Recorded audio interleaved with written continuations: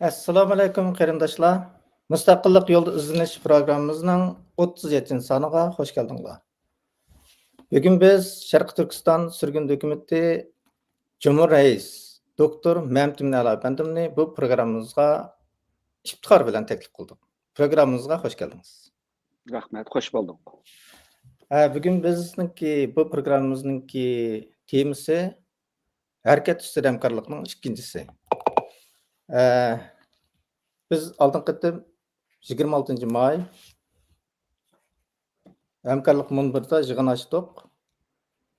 Bu qitimliq Sharq Turkiston mustaqillik hamkorlik munbiri to'r yig'ini 26 may g'albilik ochildi. Hukumatimiz va 23 tashkilot munbir nomidan o'rtaq bayonot e'lon qildi. Arqadan tez suratda Erkin Osiyo radiosi Uyg'ur bo'limining xizmatdagi bir taraflamalik va kasbiy axloq xiloflik qilmishlari qarta norozilik o'chqiti munbarda e'lon qilindi. Demak, amaliy ish qildik. Hamkorligimizning natijasi ko'rildi. Uzun yildan ulug' vatanimiz Sharq Turkistonning mustaqillik uchun bir kuch birligi bo'lishini to'rt ko'z bilan kutgan xalqimiz uchun bir umid berdik deb qarayman. Tariximizga qaraydigan bo'lsak, bizning davlat otimiz Sobit Damollam to'limi ulug'vor g'oyasi va samimiy niyatidan ko'ra o'z qarindoshi bo'lgan Xo'jani Zoji bilan hamkorlik yo'lini tutgan. To'limi afsus, bu hamkorlik birinchi Cumhuriyatimizning bu vaqtda yo'qotilish tragediyasi bilan oxirlashdi. Xayr, tarix takrorlanmag'ay, xalqning umidi payxon bo'lmag'ay deb samimiy niyatimizdan, ya'ni hamma Sharqiy Turkistonning mustaqillik uchun harakat hamkorligi degan nuqtadan chiqish qilib, hamkorlikqa ot soldik. Yo'l yiroq, ot uruq. Safar mushkul. Ulug' egam safarimizni xayrli qilg'ay deb umidlanib turibdimiz. Xo'sh, Mamtun apandim, bu qitimliq bu munbirimiz, bu hamkorlik yig'inimiz g'albilik ochildimi? G'albilik ochildi deyishga bo'ladi. Aldı bilan men bu siz boshqarayotgan programmaning 37 qitimliq bo'lganligini tabriklayman. Bu oson emas. Buni kuch chiqargan siz va u sahnaning og'zidagi boshqa qarindoshlarimga rahmat aytaman. Rahmat. Endi temaga kelsak, hamkorlik bu qitimliq 26 may abaysiz nihoyatda bir siyosiy sezgirlikda va she'riy bir go'zallik ifodalaganimizdek nihoyat yaxshi ochildi deb qarashga bo'ladi. Bundoq bo'lishining sababi, agar biz tariximizni qaraydigan bo'lsak, bularmi shu Yaqubbek davridan tortib Uyg'urlar tarixidagi birlashish masalasi nihoyatda nurg'un masalalarni o'tirib chiqargan. Masalan, rayonlar o'tirishga bo'linishi, shimol, janub bo'linishi, boy, kambag'al bo'linishi, ziyoli, avom bo'linishi, siyosiylar va boshqalarningki odatdagi xalqning o'tirishga bo'linish qatorliq nurg'unlagan masalalar bor aramizda. Keyin bu masala 1949-yil Xitoy islohasidan keyin turli shakllarga kirdi, ba'zilari vaqtincha besib qo'yildi va ba'zilari boshqa yoqqa burib o'tildi, ya ba'zilari butunlay tunjoqtirib o'tildi degandekda. Hamda xabarimiz bor 1992-yili shu 1949dan keyin dunyoning har qaysi joyida chechilib ketgan, jumladan Turkiyaga va O'rta Osiyo davlatlariga va az bir qism shu chog'da Amerika va boshqa g'arb davlatlariga bog'lanib shu Sharq Turkistonning mustaqilligini ko'rgan, ham ko'rishni orzu qildigan shu bir qism inqilobchilar Istanbulga yig'ilib bir yig'in ochgan. To'g'ri. Sharq Turkiston Milliy Kengashi shu yig'indan keyin bular Istanbul xitobnomasini ma'qullagan. Istanbul xitobnomasi nihoyat go'zal bir xitobnoma bo'lgan. Keyin xabarimiz bor, bu cho'nglarninki bu birligi asta-asta vayron bo'lgan. Bu vayron bo'lishdan keyin birsida bir turkum yoshlar o'ttirib chiqqan. Bu yoshlar yili ham o'ttirdi bor hozir. Bular cho'nglar hech ish qilolmadi, bu ishni biz qilamiz dedi. 30 yilni yozi bu ishni yoshlar qilgan bo'ldi. Ma'lum jihatdan ilib o'tgan vaqtida. Albatta, buning hammani men yoshlarga qo'yib ketmayman. Ammo shu vaqtdagi shu cho'nglardimi ma'lum bir mas'uliyat bor deb qarayman. Chunki ular bu qadar cho'ng bir ishni qilib, oxirisi birlikka kelolmadi. Nurg'un ishlarda. Masalan, deyli, Mabkurda Sharq Turkiston deymizmi, Uyg'uriston deymizmi degandek nurg'unlagan masalalar o'ttirib chiqdi qatorliqda. Bu masala hozirgacha Hozir ma'lum doiradami ham hal olmadi deyishga bo'ldi. Ammo cho'ng jihatdan elib o'tgan vaqtida ular bizga yomon cho'ng bir chaqiriqni, yomon cho'ng bir g'oyani, yomon cho'ng bir birlashishning zo'rligini qoldirib ketdi. Endi biz 30 yildan 30 necha yildan keyin, ya'ni 32 yildan keyin tamtirab chet ellarda judoq surgun hukumat 2004-yil qurildi. Bu yil Muborak hukumatimizningki qurilganligininki 20 yilligi bo'lib o'tadi. Demek mana bu jarayonlarda gerçi sürgün hükümetine aynı vaqtdagi 92-yildagi shu cho'nglarninki va inqilobchilarning qurgan shu hamkorligininki davomi deyishga bo'lsa-mu, ammo sürgün hükümetning nurg'unlagan beshni nurg'unlagan issiq sovuqlarni o'tkazdi. Endi hozir bu yerga kelyapmiz. Endi gapga yig'inchoqlasak, hamkorlik bizda 150 yildan ortiqroq vaqtdan beri agar biz Yaqub Bekning davridan başlasak, nəhayət murakkab bir məsələ olub kelayotgan iş bu. Bu bir kunda ro'yab chiqadigan, bir ikki odamning gapi bilan bo'lib qoladigan bir ish emas, ammo chiqmasa bo'lmaydigan bir ish. Oddiy desakda. Mush sabab bilan biz bu bir munbarni qurdik. Endi qisqacha desam men, bu munbarning xarakteri birisida endi bu xarakter, ya'ni bu munbarning prinsiplari va qoida tuzumlari, chet elning nazariyasida o'yinning qoidasi deymiz buni. Oyundan qoidalarini tuzish boshqasiga ketyapmiz. Endi bu qoidada hammamiz o'rtaq kelgan bir qoidani tuzib chiqmasak bo'lmaydi. Oyundan qoida shunda bo'ldi. Oyundan qoidasi bir barobarlik bo'ladi. Oyundan qoidasi bir odillik bo'ladi. Oyundan qoidasi bir izchillik bo'ladi.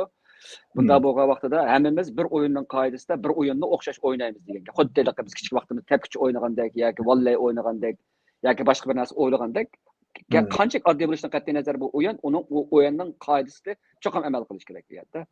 Shu nuqta ilib o'tgan vaqtda bu narsa bor. Bu shunday qilish nuqtasiga ketyapmiz. Ikkinchisi, munbarning cho'ng bir alohidaligi birisi yoshlar o'ttirg'i chiqdi. Nurg'ulg'an yoshlarni ko'rdim. Bunday bo'lishining sababi meni yana bir ko'nglimni so'yindirgan ish bo'ladi. Ammo men 1992-yildagi shu to'qinishning qayta yuz berishini xohlamayman. Cho'nglar, yoshlar deb o yoshlarning ko'p qismi vatandan chiqqan bo'ladi. Shu 92dan keyin ko'pinchisi chiqqan bo'ladi. Bu ajoyib tasodiflik bu tarixdagi bu. Bu narsani o'ylab men bunaqa kirmayman hozir, bu mening temam emas bu. Bu boshqa bir tarixiy bir tema bu.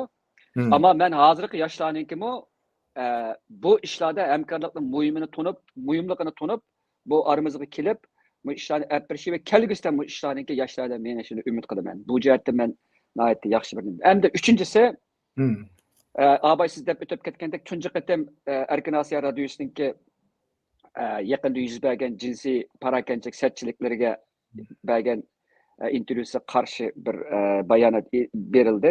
Gerçi bu bayonotni berishda tizlik, uningki dalligi va uningki mazmunninki sog'lomlik qatorliq nuqtalar bitgan haqiqatan opir yetishga bo'ladi.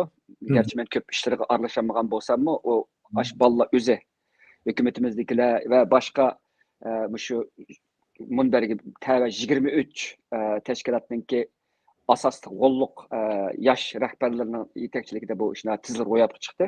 Bu olqishga erishgan. Bu demak biz bu ishga boshlanib qoldi, satchilikni tanqidlashdan boshlanib qoldi. Ammo kelgusida texidimmi yaxshi, texidimmi cho'ng, texidimmi izchil, texidimmi xalqimizning ustiga yeriga boradigan ishlarni qila oladiganligiga ishonaman men. Bu jihatda men umidvor bo'laman. Endi oxirisida buni ehtimol keyingi savolga javob berishni deb o'tishim mumkin. Endi azroq nimam yo'q emas. Endi so'q qo'l yoki egiz pastliklar yoki mana İngilizce big ego deymiz. Yani Uygurca tuzlu tercüme qilsak, menmenchilik nimasi bor. Hammamizda bir azroq aloqa bu menmenchilik deganda aloqa bizdagi qo'riqchilik. Mening tashkilotim ma'vo, men oldiga mangmayman. Chunki hamkorlik deganda biz putimizni shu tashkilotimizning chemberiga olib turib, ya'ni biz putimizni o'rtadagi o'rtaq bir chemberga olamiz emasmi? Shunda bu vaqtda hammamiz bir o'rtadagi o'rtaq chemberga kelamiz. Ikkili putimizni o'zimizga qo'yib olsak, o'rtadagi chemberga bora olmaymiz. Yoki ikkili putimizni o'rtadagi chemberga qo'yib olsak, o'zimiznikidan chetnab ketgan yoki chiqib qolgan bo'lamizda. Shunga hozirgi ahvol shu putimizni o'zimizning chemberga qo'yib, ya'ni biz hammamizga o'rtaq chemberga qo'yash nuqtasida. Bu jihat ilib o'tgan vaqtda ziyoda qo'riqchilik, ansirash, tengirqash yoki mening nopozim yoki nam amilim qilvatqa ishlarim yo'qolib ketarmi deydigan bir endişimi bor. Bu ko'pinchimizda bor o'xshash. Uning ustiga men dedim-ku, Uyg'urlar mustamlik davrida hamkorlashtirilmagan bir ahvol ostida bizning shunday bir dal mana shu mustamlikani buzishdan iborat shunday bir masala hamkorlik kelishimizda az to'la shunday ichki jihati ko'riladigan psixik jihatda, siyosiy tajriba jihatda va boshqa jihatlarda ko'rilgan bunday ushshaq-tushshaq ishlar bor. Men bunga ishonamanki, bu ishlar tadrijiy holda biz bag'ansir bu bir-birimizni tushunib olgan, bir-birimizning ortiqchiligini joriy qildirib, kamchilikini o'rganib bo'lsak, eng muhimi bu hamkorlikka nisbatan bir ishonch bo'lsa, bizda menimcha bu ishlarni hal qilib ketgan bo'ladi deb qarayman. Rahmat. Nəhayət yaxşı cavab verdiniz, tarixiy faktlarni ko'rsatib, ham o'zingizning umidini bildirdingiz. Demisimi, hamkorlashsak, kuch birligiga kelsak, ishlarimiz olg'a bosadi. Haqiqiy ish qilsak. Hamda bu yig'inninki ichilish nutqida siz ichilish nutqi to'g'ri qo'yilgandan keyin ko'rilishlar nəhayət yuqori bo'ldi. Chunki bu nutq nəhayət yaxshi, ajoyib fasodlik chiqdi. Bu nutqingizningki eng halqiliq tarafini men bir qitim eskartib o'talamsiz? Halqiliq nuqtasi hamda vaqt munosabati qisqacha birisi bir safar tushunchasida. Safar tushunchasi Uyg'urlarda alayda bir o'rinda turdi. Boshqa millatlar bor bu tushuncha, ammo Uyg'urlar alayda o'rinda turishining sababi bizning jug'rofiyalik ahvolimiz va tarixiy qismatimiz bilan bog'lanib ketgan. Ya'ni Teqdimi desek bu bizdeki Uygurlardaki bir felsefi bir düşünce gibi berip takılıdı. Yani biz Yusuf Hasacib'nin Kutab Kıbeli eserini okusak hayatını bir seferge okuştudu. Biz onundaki bir yol uçu. Hayat ya gibi konu algı. Bu konu algıda bir kişimiz ertesi yok biz. Yani yokluk tenkilimiz. Yani azırak sofistik neslen var. Konu algı uçuşumuz sefer çi yani yolu uçu süpütede. Andakin u dunyoga o'zimizningki oxirgi makonimizga ketimiz degan nishon o'lim Allohning dargohi bo'ladi. Sofistik qarashga ko'ra. Hamda biz Abdurim O'tkirningki iz she'rini bilamiz. Asosan Uyg'urlar yodidagidek biladigan she'r bu. Buningdimi bir nəhayət qiyin bir safarning bir she'riy bir tizmisi ifodalanishi bor bu yerda. Shuningdek safar Uyg'urlardagi nəhayət bir aloqa tügmevatkan bir nişanға ilgirlashga qartildi. Bu yerda bir tutmagan bir safar bor. Bu bizning siyosiy qismatimizga o'xshaydi. Ya'ni bizningki erkinligimiz, hurligimiz, mustaqilimiz tutmagan safar hamda bu. Onun ustiga bu tiriklikning bir belgisi. Bu Yusuf Hasacibga aytsak, biz bir qo'nalg'i safarda bo'lgan bo'lsak, bu hayotligimizning belgisi bo'ladi. O'lgan bo'lsak, o safar tutgan bo'ladi yoki nishonga yetib bo'lgan bo'ladi. Bu birinci noktada, ikinci nokta hem de bu seferdeki asas noktalar hem de sefer degenge xuddi biz bir seferge çıkan vaktimizde o bu ketildiğin iş bununla. Ketildiğin vakti hem de bir yerde bir ortak bir nişan ilgileş jarayonida bazı vaqtlarda bazı adamlar to'g'ri ketilgan bo'ladi, bazı adamlar xato ketilgan bo'ladi, qatorliqlar hamda. Çünkü bununla intayin bu bazı chaqda bizningki kontrolligimizni olib ketgan bo'ladi bazı chaqda. Çünkü seferde tarabballıklar, tasadübilikler, kütülmegenlikler yamancık yüz verdiğin bir ahval oldu. Çünkü aldığımızda ne bulduğunu bilmeyimiz. Seferninki alaydılık manımı şu. Andan bu yerde bir tevekkülçük bir rolün talep kıldı bir yerde. Cidamçanlık rolün talep kıldı qatarlıklar.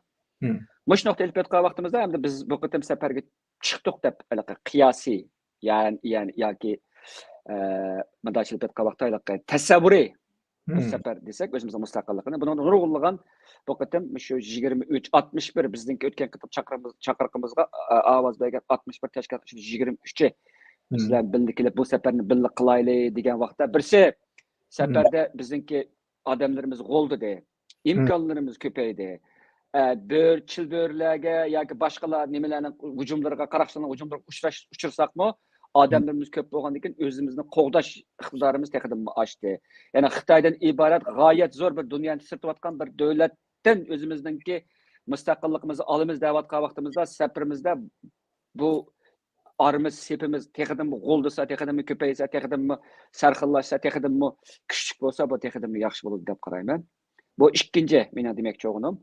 Andan keyin uchinchisi mening bu nutqimda yoshlarga bo'lgan ozroq bir xitoban deyman. Men yoshlarga qaysi kuni 2022 so'zlagan bir nutqimni chaplab qo'yib, o'zim unutib ketganman nutqimni. Mazmunni texnidan unutib ketib ekanman. Demak, men yoshlarningki bu qitimliq sepimiz qitilganligidan xush bo'ldim. Men tizimlikni bilaman-da, yig'inga kimlarning qatnashganligini, ham ular bo'lgan umidimni, ya'ni oldingi bir avlod bilan bu yoshlar o'ttirishga bir ko'riklik rol o'ynag'ichi bir shaxs bo'la sifatim bilan bulardan kutadigan umidimni bularga dedim. Oxirsida bu safar mana mushlardan davomlashadigan safar bu. Agar bizdan keyin bu safarni kimningki qildiganligini bilmasak, ham ularga o'zimizningki omonatimizni topshirmasak, bu safar yerimizda to'xtab qoladi. Şu aqalli bir savat shuki, bu safarni yoshlarga topshirish va yoshlarga ularni tarbiyalash, albatta yana ko'p qismlari tarbiyalanishni xohlaydi deb qarayman. Agar ularning kelaqi begmanmanligi ishib ketmasinlar, ko'pimiz o'rgangichilarmiz bu yo'lda. Uning ustiga biz o'rganimiz uzun safar bu.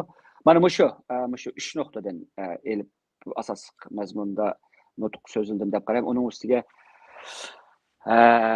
Uyg'urlarningki so'zlash odatidami nutqchilik bekjiq taraqqiy qilib ketgan bir soha emas. Uning ustiga bizning mening Turkiyada mening ko'rgan bir eng cho'ng kultural shoklarim, hayronliklarimning birisimi gapni oz qilish, tuz qilish, uyul qilish bo'lgan.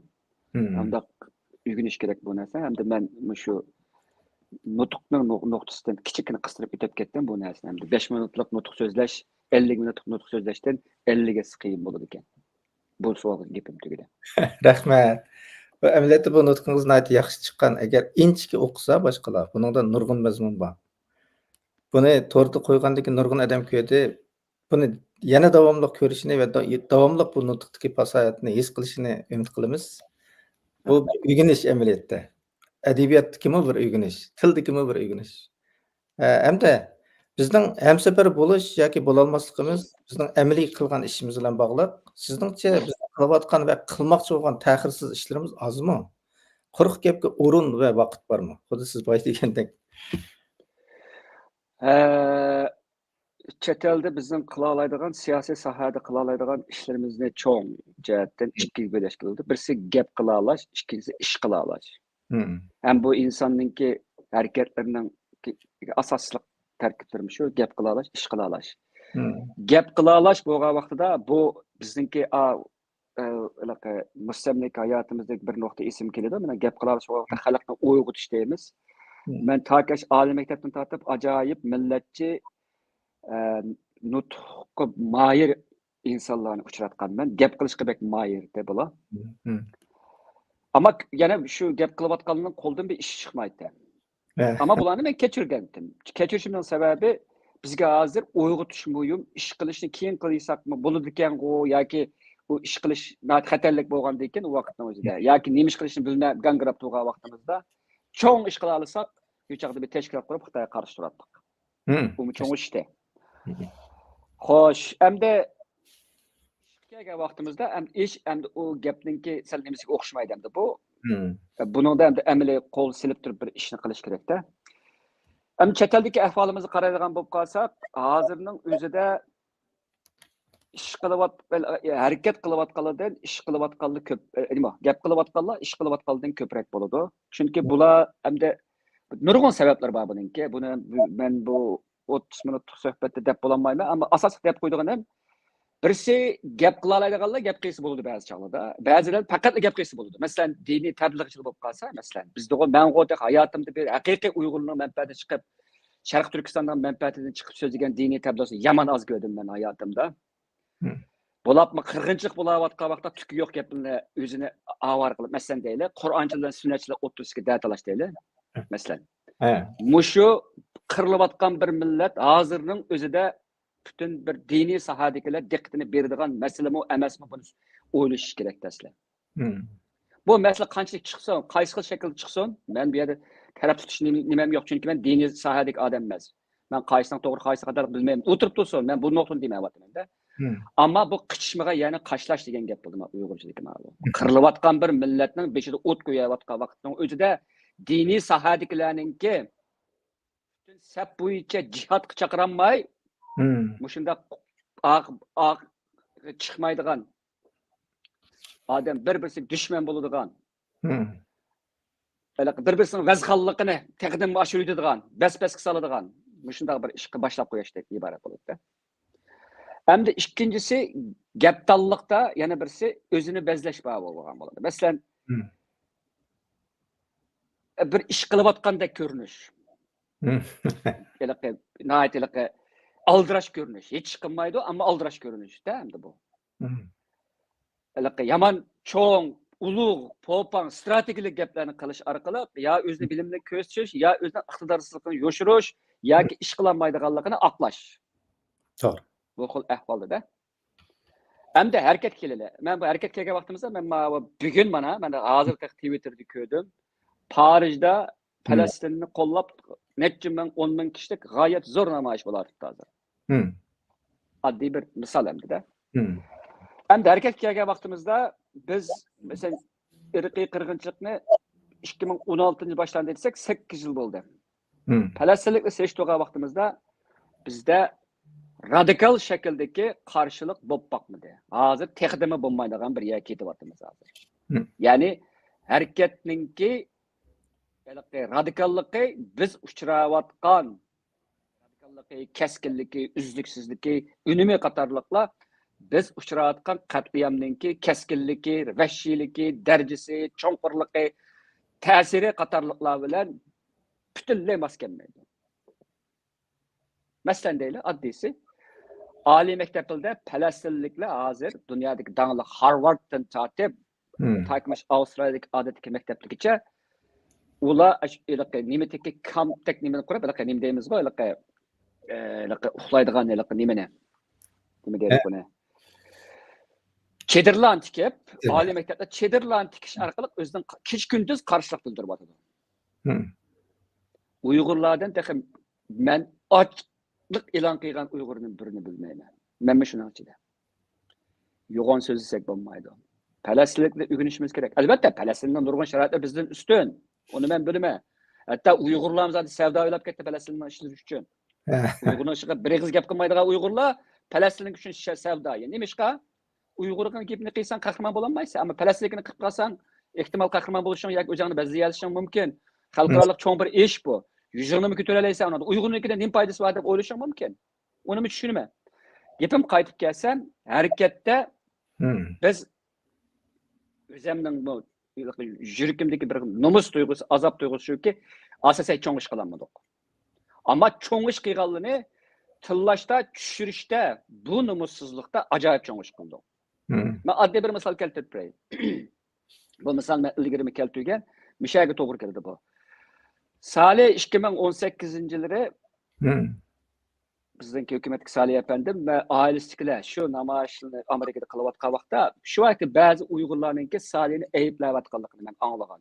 Eyipleştiğini mesela Salih dini radikalmiş, sarang balımış. Çünkü onun tukalları bunu sarang deymiş. Katarlıkla. Turup da Salih'in iş turup dursun. Salih'in sarang onluk mu turup dursun hazır? Şu çağda ben şular dedim. Eğer Salih sarang bolsa, dini radikal bolsa, onda olsa ben Salih'de öğüdükleri de şu namayişini toxtutulsun. Siz çıkıp uyumuzdan çıkıp iş kep bakın üzlükse desem yoqap ketdi ola. Bir yerdeki gap nime degan vaqtda aylık 5 maymunning hikoyasi var dedi. Mening kitobimda yozganda. Mustaqillikdan qo'rqib ketgan bu xalq xuddi qafasdagi 5 maymunga bananni üzsen urman deb qalliq so'ndirib etgandan keyin yangi kirgan maymunni uni 5 maymunning ichidagi birini elib etib, tadqiqotchilar uning yangi bir maymunni soladi. U oldi bilan ayat isib turgan bananni osi bo'lmaydiganligini bilmaydi bu. Kiriblar bananga esilgan vaqtda ilgari tayoq yeb baqqan boshqa 4 maymun uni tortib oqisiga og'izmaydi uni, hatto urdi uni. To'g'ri. Bizdeki avval dal mana shu. Salik mustaqillikni deb qolsa, mening mustaqillikni damavatgan demaydigan mash sharmandichilikim oshkorlanib qoldi. Dushman atrofda qoladi, Salih dushman bo'ldi bu chaqda. Nimishqa Salihning u ishi ularning vijdoniga sanjilayotgan maxluqotida yerda. Harakat kelaydi, men savolning o'ziga kelay. Harekette mesela mustaqillik deydigan bir nuqtaga kelgan vaqtimizda qildigan ish intayin yamanca qildigan ish. To'g'ri. Namoyish qilish buning ichidagi eng konkret, eng bevosita, eng unumi eng ko'riladigan, eng aqalli bir qarshilik harakati. Qarshiliklarda nurg'un harakatlar bor. Toki bir narsa yezish, nima qilishdan tortib, so'zlashdan tortib, ochlik e'lon qilish, ya'ni shu nimalarni qilish, to'plashib Özümüzün iradesini bildiriş. Doğru. irodasini bildirmişmiş Falastinlikdek. Falastinlikka qarasanlar, yangi chiqqan bir avlodninki, ko'chman ikkinchi, uchinchi avlodning bolalarininki oldingi safga ketayotganligini ko'rasizlar. Albatta. Falastinlik bo'lmagan boshqa musulmon va musulmon bo'lmaganlarning qo'llashi bor buning orasida. Bizning ikkinchi avlod Uyg'urlarimiz chiqdi. Mana bizning bolalarimiz ikkinchi avlod bo'lib chet eldikida masalan, muhojiratlikninki. Bular nima ish qilyapti? Biz nima ish qildik yoki biz bir avlod. Qancha qarshilik ko'rsatdik. Chiqib ketsak, o namoyishga chiqish, buningki quyruq teqidan quyruqni qumbasiga o'xshaydi. Ya'ni vatanga berish qizg'inligi. Xitoy nima deydi? Aqasının mushundaq g'urursizligi, o'limtikligi, vijdonsizlik uchun men mushundaq qilaman. Qanday qila olaysa deydigan gap keldi. Nomussizlarcha oldiq boramiz. Anadan namoyish qatnashmaydigan chiqdi bu yerdagiga. Demak, harakat nuqtasidan kelsak, endi oxirgi gapimiz yig'ay, sal chechilib ketib qoldi bu savolga berilgan javob. Gap qilib 8 yil gap qilib baqdiq. Amal bor, o'zimizni bir ish qilayotgandek, bu irqiy qirg'inchilikni yomon cho'ngish qilayotgandek qilib baqdiq. Hatto chet ellik bilan ko'rishib rasmga tushib baqdiq. Qancha foydasi bo'ldi? Harakatda agar biz o'ylaylik hozirda, mana oqimizga 2 qadam yenib o'ylab baqaylik. Butun millat bo'yicha ochlik e'lon qilgan bo'lsak, Falastinlikka o'xshash nerede bo'lsa parlamentning oldinlarida ash kampni qurib, ash shederilni qurib yotgan bo'lsak, bola chaqalarimizda yotgan bo'lsak, qanday bo'ladi? Gaplar bizni qanchalik allayladi, qanchalik bizni oldidi, qanchalik bizningki qahramonligimizni boshqa bir yerga yoki ochiqimizni boshqa bir yerga burib etdi. Qanchalik harakat qila oldik. Bu intayin sovuqqonlik bilan, intayin bir kritiklik shaklda o'ynashgan bir mas'uliyat bu hozir. Endi 8 yil bo'ldi. Hozir bu gapni qilib qolsak cho'zsa, xuddi bu ish nimaninki quliqqa satachagandek bir ish yo'ldamda hozir bu. Eshakning quliqqa satachagandek ish yo'ldamda. Nimishqa qo'shaqmaydigan bo'lib ketdi hozir bu gaplarga. Bu men o'tgan qatimda bir suhbatimda degandek, bir xil bu irqiy qirg'inchilikdan zerikish, parvoz, buningga bo'lgan parvozsizlik va aniq buningda bir harg'inlik shakllanib bo'ldi hozir. Shundoq bo'lsa-mu, umidni uzsak bo'lmaydi. Men buni keyin so'zlayman. Ya'ni shu harakat bo'lgan vaqtida intayin unumli harakat, gap emas hamda. Harakat qilmasak bo'lmaydi. Qildigan ishimiz yomonjiq. Men bir shay to'xtalay bu savol berilgan. Rahmat. Haqiqatan qildigan ishimiz haqiqatan chiqqan, ammo biz ish qilmay gap qildigan ko'nib qolgan millat o'xshaymiz. Hamda yaqinda siz X'da psixologiyadagi Danning Kroger unumi deydigan bir hukm to'g'riliq tushuncha berdingiz. Buni bu yerda yechib bera olamsiz? Nihoyat yaxshi narsa chiqaribsiz Twitterga. Danning Kroger unumi degan bir cognitive bias deymiz inglizcha. Buni biz zihinsel bir taraflamalik deb tarjima, zihinsel degan uyg'urcha cognitive tarjimasi turkchada oldim, amalim yo'q. Bias deganimiz uyg'urchada bir taraflamalik deyiladi bu. Bu deganlikning o'zining iqtidori tuval turib, o'zini intayin iqtidorlik deb qarab olish hodisasi. Meningki Uyg'ur bo'lash sifatim bilan bizning Uyg'urlardagi bo'lapmi shu yoshlardan ko'ryapman men buni. Ikki cho'ng bir mening kallamda davomli qo'chiydigan bir ikki tema bor bu yerda. Birisi Uyg'urlardagi bir xil g'alati g'urur yoki bema'ni g'urur deb qarab qolan ba'zi holda. Ikkinchisi manmanchilik. Ben g'alati g'urur to'g'risida gap qilmay, savolni nima emas, manmanchilik nuqtasidan kelayman. Manmanchilik deganimda bu dal shu Dunning-Kruger nuqtasi degan unumga effektga yoki unumga ketadi bu gap. Bu deganlikning o'zi o'ziga baho berish iqtidorining intayin tuvanligi. O'zini ko'pincha Allohda ziyoda yuqori ko'rib, ajoyib bir qobiliyatga ega deb qaraydiganda. Men vatanda so'rinlarda shu o'rta maktab vaqtim tortib oliy maktab va xizmat chiqqan davrlarimda nurg'unlagan bolalarni ko'rganman. Ularning ko'pinchisi bir xil tush badida Uyg'urlarning lideri bo'ldigan, dois bo'ldigan bir xil tush badi. Xili ko'pini ko'rgan. Men sizlarni ko'rgan bo'lishingiz jurat buni men toki shu vatandan chiqib ketgich bunday odamlarni jiq ko'rganimda, u odamlarga ichki diqqat qilgan vaqtimda bularda o'zini tonish iqtidorining intayin tuvanligini his qilganimda, shu vaqtda men savol qo'ygan o'zimga, o'zini tonish uchun o'zini bilish kerak. O'z deganim Uyg'urlarda o'zlik bormi degan bir savolga kelgandim. Yoki bo'lsa bu qanday o'zlik bu deb. Chunki o'z avval o'zini bilish uchun bir o'zlikni bilish kerak. Ya'ni o'z bo'lish kerak oldinda. Ya o'zlik, bir o'zlikni bilish kerak bir odam degan. Shundan keyin ko'p ballarda men bir xil xomxiyollik nurg'ulagan odamlarning bu xil xomxiyolga cho'kkanligini his qildim. Chet elga chiqib 2000-yilda tunji qatim Erkin Osiyo radiosini anglab qoldim Uyg'urchasini. Shu vaqtda hozirim bor bu Uyg'urlarning yetakchilari deb qaralgan. Shularning gapini anglab men tunji qatim. Tunji ta'sirat muhim deymiz-ku. Tunji ta'sirat xato bo'lmaydi yoki bizni oldimaydi deymiz-ku. Shu chaqda tunji ta'siratim bulardagi ko'ptirilgan bir o'zlik, yani menlik darajasiga ko'tarilgan va bu yerdagi siyosatga xomxiyollik. Meni eng hayron qoldirgan bir yeri qilayotgan ishni Xitoyga nisbatan g'oyat zo'r bir taklif shakllantirib deb qarab olish. Ba'zilarida men shu chaqda bir turib buni to'g'ri tushunib baxtim. Nima ish qiladi desa, xalqni ag'ashtirish uchun o'zini cho'ng ko'rsatib siyosiy bir nopuz tiklash uchun bunday qilsa ehtimol xato emasdi bu deb. Chunki ba'zi chaqda o'zimizni Xitoy bilan, chunki biz bir Xitoy bilan erishayotgan bir xalq bo'lish sifatimiz bilan, Sharq Turkistonlik bo'lish sifatimiz o'zimiz shu darajaga qo'ymasak bo'lmaydi. Hozirgi hukumat bilan biz hozir o'zimizni Xitoy hukumati bilan teng barobar o'rin qo'yamiz deymiz, Sharq Turkiston surgun hukumatini masalan. Shunga o'xshash bir men buni to'g'ri tushundim. Ammo o'zining realligini, o'zining iqtidorini va o'ziningki qo'ldan nemishlaning keldiganligi bilan hisoblashmaslikdan keyin afsuslandim. Yani bular şu narsani ko'rgandan keyin, demak bularda ya İngilizce bir gap bor, hani iç nazar deb tarjima qilgan, men insight deb, self insight, ya'ni o'zini ko'ra olish. O'ziningki qalbini ko'ra olish iqtidorida. Bundanki nihoyatda ko'pinchida men bek kamligini his qildimda. Yana xayriyat 24 yil o'tdi, chet eldagi 25 yilda o'tdi chet eldagi hayotimda, muhojiratlik hayotimda. Meni eng ansratgan bir yeri ikki ish hamda. Birisi bek ziyoda kamtarlik hamda. Favqulodda otirak o'tib ketgan, qobiliyatli odamda bo'lgan, odamni ishini siqib tutadigan bir xil kamtarlik. Bu oz uchraydi ekan mening kuzatishimda. Ammo ko'pinchisi esa o'zini ko'ptirib olgan, o'zini intayin zo'r bir nimaga qo'yib olgan bir xil nimalik.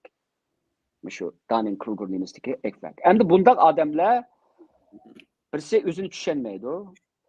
Yoki bunday odamlar o'z mabtun keladi, yoki bunday odamlar qasddan o'zini qobiliyat yo'q bo'lsa-mu, o'zining yuqori qobiliyat qilib turib, boshqalarninki qo'lini keltirish orqali o'zligi ya bir lider bo'lish, yoki yetakchi, yoki bir mashhur shaxs bo'lish, yoki bir muhim munosabatli bir shaxs bo'lish hissini qondirdi deb qarayman. Endi bunday bir hodisa odatdagi odamlarda bo'lsa xayriyat. Xayriyat. Ammo bunday bir hodisa yetakchilarda bo'lib qolsa, bu nihoyat qiyin bo'ldi, chataq bo'ldi. Nima ish qiladi degan vaqtda bu xil shakldagi odamlar asosan tanqidni qabul qilmaydi. O'zimningki rost deb turib oldi. Xatolikni mushaq chiqib tursa-mu, yana tanbamaydi, gap o'yintidi. Mana hozir ko'ryapmiz buni. Nimasi ko'ryapmiz, mush sachchilikni ko'ryapmiz. Yaqinqi jinsiy parakendlik sachchilikda mush narsani ko'ryapmiz. To'g'ri. Men buni 25 yil his qilganman buni. U vaqtda meningki nazariya bilimlarim hozirgidek emasdi. Men bir his qilgan bilan uning qaysi bir kategoriyaga tushadiganligini bilmaydim. Bu oqibatda shunday qiyin bo'lgan narsa buning Krugerning. Endi yana bir nuqta, oxirgi bir nuqtani ketib qo'yay bu yerda. Odatda deymiz, zulm qiyg'ichi bilan zulm qiyg'ichi o'tirisidagi farq ko'pincha hollarda yo'qolib ketib qoladi. Ba'zi hollarda, ya'ni zulm qilinguchi zulm qiyg'ichini do'rab chiqadi oxirsida.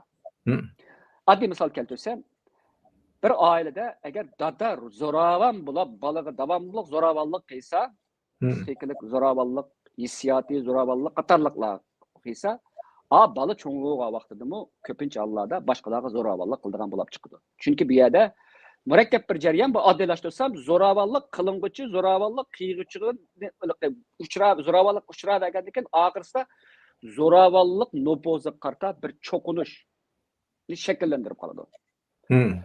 Ash orqali o'zlikini namoyon qiladigan bir yo'l deb qarab, boshqalarga zo'ravonlik qilishga boshlaydi keyin. Shuning uchun G'arbda oila zo'ravonlikni cheklashning o'zi jamiyatga zo'ravonlikningki uli chiqqandan keyin jamiyat zo'ravonlik qilishninki oldini olish ekan.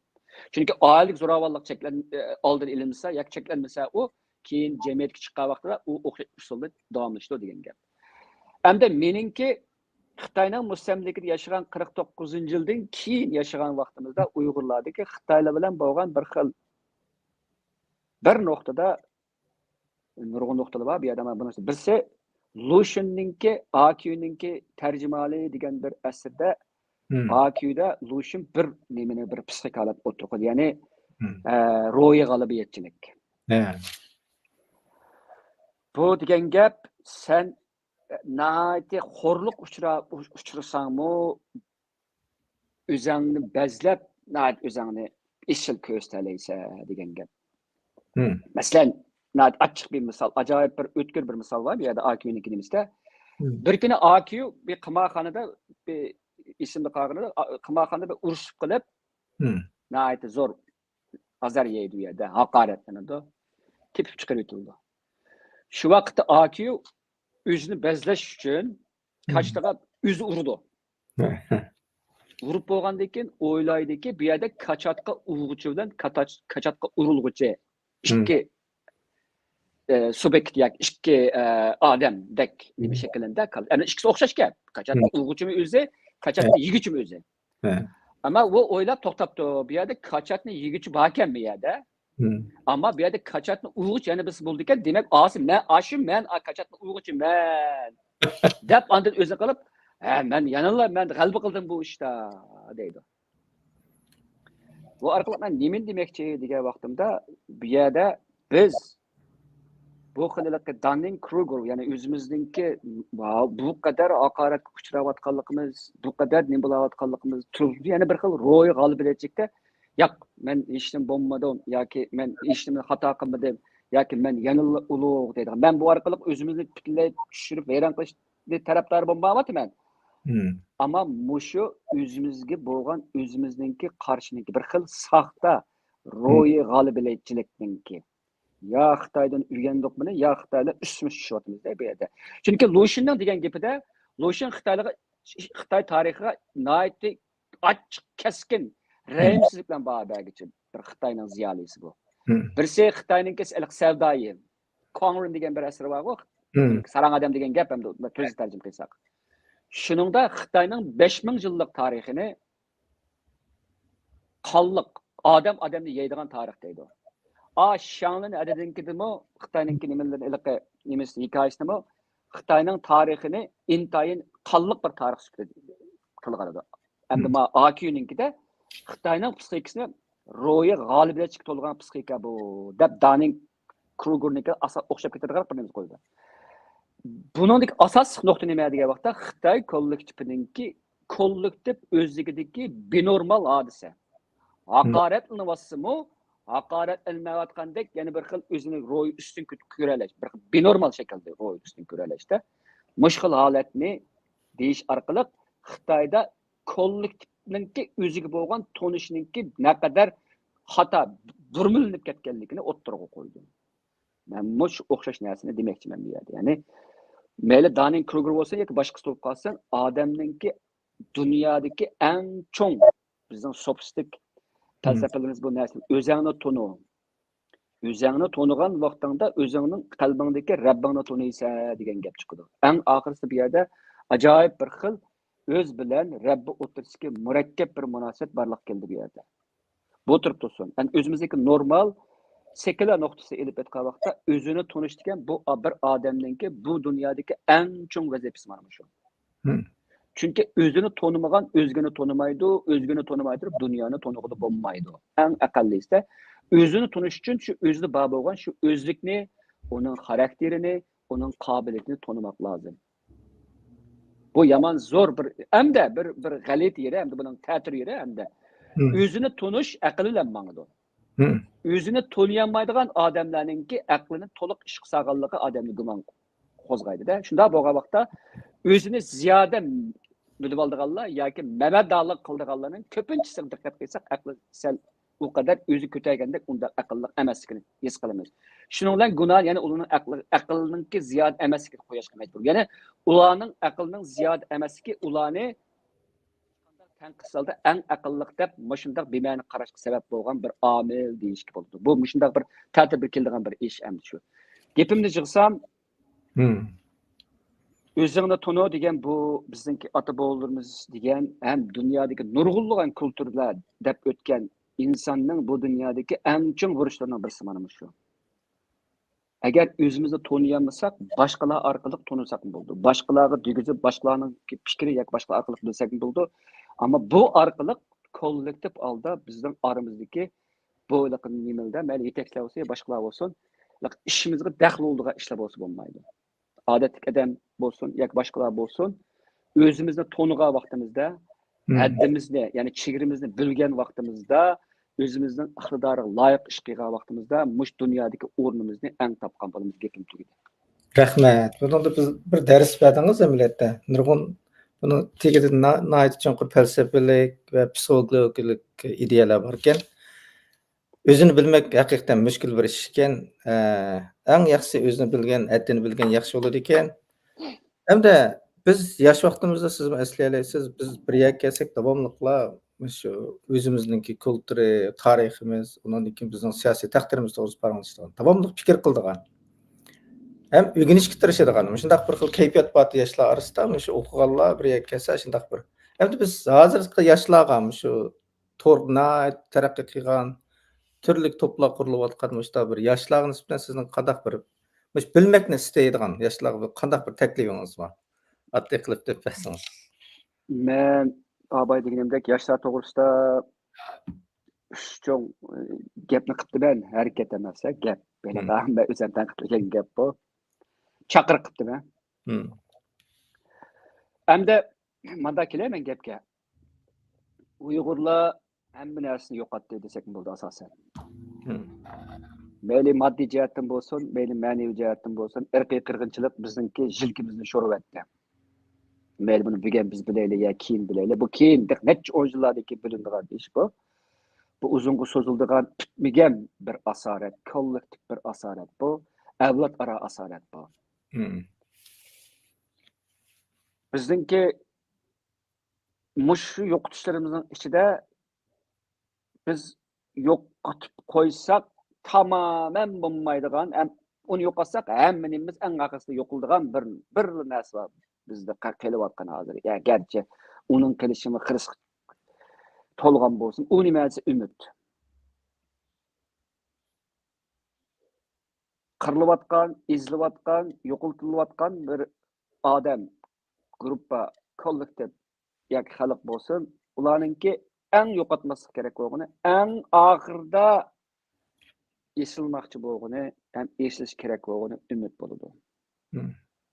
Bu dengizda tunjiqib ketayotgan, jon talashayotgan bir odamningki qo'liga nima chiqsa, qo'lini o'tirib urib bir tutqudek bir narsani izlashiga, savdolarcha, g'aldirlarcha izlashga o'xshaydi. Bizda mana shu. Bizni tutib turgan narsa mana shu umid hamda. Ana ustiga qadimqilarimizning bir gap bor, o'lmagan jonda umid bor deymiz. Bu jonning o'zi bir umid turadi. Jon bulash. Hamda jon degan gap fors tilidan kirgan, bu hayotlik degan gapni bildirdi. Birining jini bor degan gap, birining hayotlik bor degan gap. Hamda biz umidni o'ylagan vaqtimizda biz yoshlarni o'ylaymiz. Men bu yerda yoshlar bilan bizningki eng oxirgi ruhiy imkonimizni bog'layman bu yerda. Yoshlar bizning umidimiz. Agar umid bizning mavjudligimizdagi eng oxirgi ochqichliq ma'naviy omili bo'lsa, buning eng oxirgi reallashishi yoshlar bo'ladi yoki yoshlarda bo'ladi. Yoshlar bizning umidimiz bo'ladi. Bu nuqta ilib o'tgan vaqtida biz yoshlarni başqa har qanday vaqtda alayda qadrlashimiz va ularninki yanida pasibon bo'lib, ularninki yetilishiga yordam berishimiz va eng oxirisida ularga bu umidni qoldirishimiz kerak. Bu yerda bir avlodninki bir mas'uliyati bor. Ya'ni bizningki mush avlodninki yoshlar oldida yoshlar orqali ro'yobga chiqadigan kelgusidagi mavjudligimiz haqida bir mas'uliyat tuyg'usi bo'ladi. Bu har qanday bir Sharq Turkistonlikninki, men yoshdagi va mendan cho'nglarnikida bir cho'qim his qilish kerak bo'lgan, amalga oshirish kerak bo'lgan mas'uliyat tuyg'usi bu.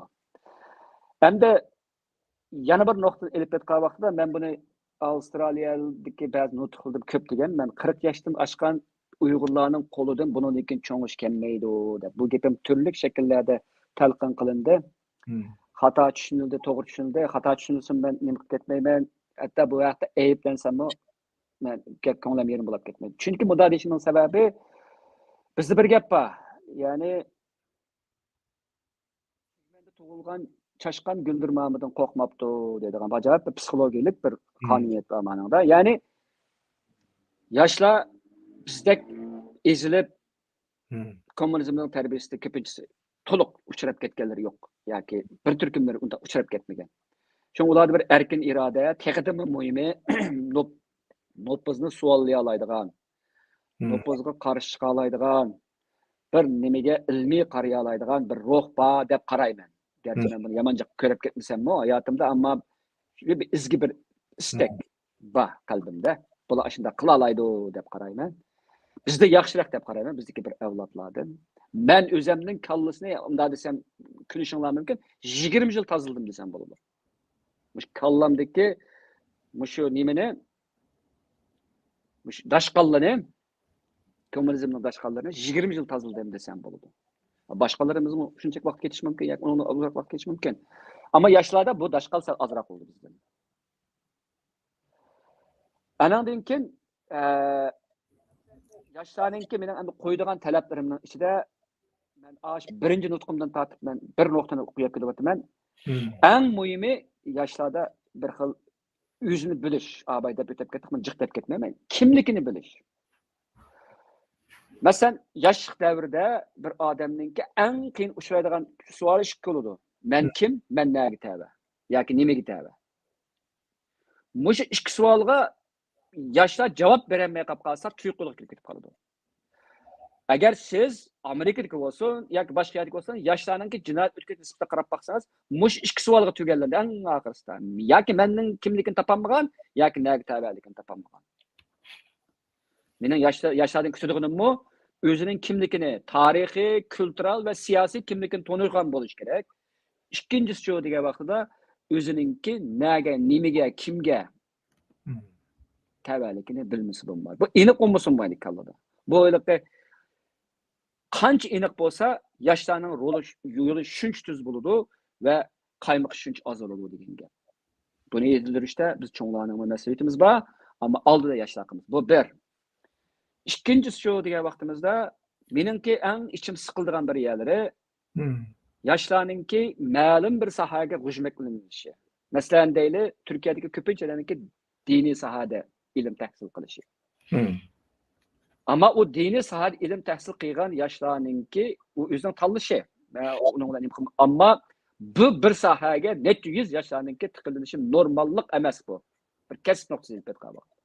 Çünkü neçe ming sahaba bu dünyada. Uygurlarniki, hatta muş Uygur irqiy qirg'inchilig'iga tava, mushunda biz nima qildi desak, taki shu Sunniy amrodikilikni nimani analiz qilishdan tortib, Sharq Turkistondagi kampning o'rni analiz qilishdan tortib, u yerdagi Xitoyninki amaldorlarninki avvaldan tortib, Xitoyning siyosiy qurilmasi, mush nimani irqiy qirg'inchilikni olib borgandagi psixologiyalik tashviqotlari, qatarlıq siyasi ağ görünüşleri, bu texnik, muş netçe 100 kesik takışıp edilen kesikler var. Eğer ma vatanimga bir iş qilmayman deydigan bo'lsa, demak, sohalarda ko'p xillashish va ko'p xillashgan sohalarda a'lolashish bu bek muhim bir ishdir. Men buni Cık görenmedim hazırlıkça. Ama bunun için buluş mümkün. İhtimal bulavatkandı. Benim görenmegenlikim mevcut olmaganligini bildirmeydi bularninki. Ama bir sahaga yig'ilib bilish yaxshi emas bu. Allah'a din okumay turibmi xizmat qilib bo'ladi. Cho'qim dinni o'qitadi qilish to'g'ri. O'qiydigan bir turkum odamlar bo'lish kerak. Ama yana dindan sir yana nurg'unlagan kasblar bor. Ko'rmagan kasblar bor. Bu ikkinchisi. Üçüncüsü şu degan vaqtimizda bizningki mening ansaydiganim Dunning-Kruger nimaga azroq kelib ketib qoladi. Bir xil hakavirlik bor deb qarayman ko'pinchimizda. Men yoshlarda qanchalik borligini to'liq tushunib ketmasligim mumkin, ammo xili ko'p deb qarayman. Haliqi biz kichik vaqtimiz bir deydigan bir gap borda, haliqi bir non topsa dab chaladi deymiz-ku. Kichikkinan bir nimani bilib bilish yoki bir nimani qilib bilishdan shu zamatlayliqi bir xil cho'ng ego nim qilayotganda qarab boqinglar. Ochiq bir narsada bizning oldimizga ko'zga nurg'un yoshlar ko'ringan. Nurg'un yoshlardan umid kutgan. Keyin nerede qoldi bu yoshlar? Turli sabablar bilan bu ishlardan ayrildi. Bak tiz ko'tarildi. O'zini bak yaxshi tashviq qildi-yu, ammo nemishqiki ya tav noziklik qildi, bir ikkisining ketilishdan chiqib qoldi, yoki boshqa sababdan qilib qoldi, yoki ichi bo'shliq bo'lib boshliqqa pulanga sharga o'xshash ko'pab osmonga bir chiqdi, keyin aniki tossida yerildi, yo'qoldi degandek ish bo'ldi. Nurg'unlar yasha yo'qoldi aramizdan. Umrlik. Albatta bu bir jamiyat deganda shallandigan ish bo'ladi bu yerda. Bosishamaganlar yoki o'zini chin kuchli tutib turolmaydiganlar shallandigan gap, yengisi chiqadigan gap. Bu shafqatsiz bir shallash jarayoni bo'ladi bu. Tabiat dunyosida shu, ijtimoiy dunyoda shu bo'ladi. Ammo shundoq bo'lsa-mu, men yanilla bizdagi psixik jihatdagi yetilishninki. Yanilla xeyli ojizlikni his qilaman. Ya'ni bundachilik bitgan vaqtda pishib yetilish deymiz-ku. Pishib yetilmekninki, har jihatdan eg'ir bo'lmoqninki, o'zini dangsimakninki, o'zining sharoitini dangsimakninki, o'ddisin chiqa oladigan odamlarimizningki yanilla ko'p salmoqni egallashini umid qilaman. Bu psixik jihatga yetilish degan narsa. Andan to'rtinchisi, endi bu tugamaydi bu tartib, ammo men shu to'xtatay. Endi yana bir nuqta bizningki hozirgi dunyomiz haddidan ziyod murakkablashib ketyapti. Biz o'ylagan qimmatlarning yolg'onligi, saxtaligi, muajoratga vatandagi o aslashimda yoshlardan, hozirgi biz yoshlardan biz shu dunyoninki puhrasi bo'la oladigan, dunyoninki bizning kutayotgan xiristlarni his qila oladigan va uni o'zi tayyorlaydigan. Masalan, buningda biz taki sunniy aqlning krizisidan tortib siyosiy jihat, ya'ni demokratiyani g'ulab tushish mumkinchiligini ko'ryapmiz hozir. Ya'ni bu g'ulab tushish mumkinchiligi Amerikada boshlanyapti hozir.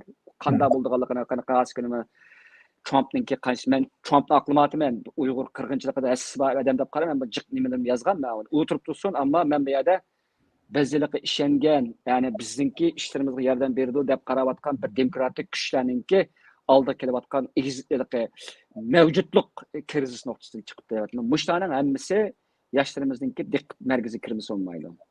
To'g'ri. Biz ko'rayotgan, biz faoliyat olib berayotgan, biz o'ylayotgan, biz harakat qilgan bu dunyo tasavvurimizni murakkablashib ketyapti.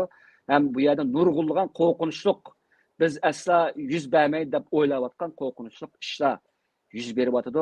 Texnik qo'rqinchligi, ya'ni Xitoy bilan demokratik kuchlar o'tirishdagi ilgirki musofa bag'an sir tarayib, hozir Xitoyning kuchlanishi va Xitoyningki dunyo xo'ja bo'lish ehtimolligi ma'lum darajada eshyapti.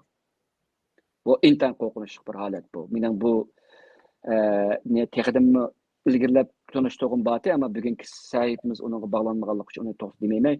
Şuna hem de oxirgi gapga kelsam, umid yoshlarda. Hem de biz intayin men bir aldıq bir avlod davrininki odami hem yetakchisi bo'lish sifatim bilan shuni deymanki, biz sharmandalarcha bu umidni sizlardan kutamiz. O'zimiz qilolmagan nurg'un narsani kutamiz. Xuddi Abdurim O'tkirning she'riga o'xshash bu izni biz topamadık, endi sen tap degandek, nomussizlarcha Abdurim O'tkirdan bizga qoldi bu, bizda endi sizlarga qoladi. Ammo men sizlarningki bizga o'xshash sharmanda bo'lmasliklaringlarni umid qilaman, gapim tugadi. Rahmat. Pek yaxshi so'zlab berdingiz. Gerçi vaqt sal uzrab ketgan bo'lsa-mu, ammo bizda nurg'un o'rganish bo'ldi. Bu qatimliq mush suhbatdan keyin nurg'un narsalar chiqdi. Mush suhbatni jiq yoshlarning anglashini, yaxshi o'ylanib ko'rishini umid qilamiz. Sizningki mush fikrlaringizni odatda sizning Twitter'ga, sizningki X'ga diqqat qilsa, odatda yangi narsalarni chiqarib tursiz. Yangi fikrlarni, boyaqi psixologiyalik nimani shuni chiqaribsiz. Ba'zida Uyg'urcha, ba'zida inglizcha nurg'un narsalarni o'rgangil bo'ldi. Shuni men ko'rurmanlarga tavsiya qilaman. Shu bo'lsa, Mamtun Alapandimninki X'ga ergishib olib, Mamtun Alapandimning chiqargan narsalarga diqqat qilgan bo'lsa. Hamda bizning bu mustaqillik yo'limiz shunday mushkul, jafoliq bo'ladi. Hamkorligimiz xayrli bo'lg'ay. Undan keyin ish degan chaqda biz ishni eng oddiy qilib bir misol berayman. Bizning White House'ning oldida, Oq saroyning oldida Amerikada bizning bayroq davomli lapildab turdi. Davomli degidek. Bunun için Sayfullah Abduqadir efendimge köptün köp rahmetimizi bildirimiz. Bunun özü emli iş. Aşağı bağanlar, sayahatçiler bu bayrağımızı görüdü. Kim degende bu nime degenini bildi. Muşu bir addi iş. Mesela bugün biz piknik kıldık. Muş piknikte mi biz bayrak nep çıktık. Bir addi piknik. Neçeden ba? 10-20'den ba. Ama bizim bayrağımız var. Vatan sevgisi muşunda buldu. Bu bayraklı mı? Sayfullah hacım chiqibdi. Demak, biz vatanimiz uchun, vatanimizning mustaqilligi uchun hammamiz tirishayli. O'zingizning hukumatinglarni qo'llab beringlar, har tarafdan yordam bo'linglar. Mush vaqtinglar xayrli bo'lsin. Mamtun Alapandim sizning vaqtingizga ko'pdan ko'p rahmat. Programmamizni mushatligida Allohga omonat. Rahmat.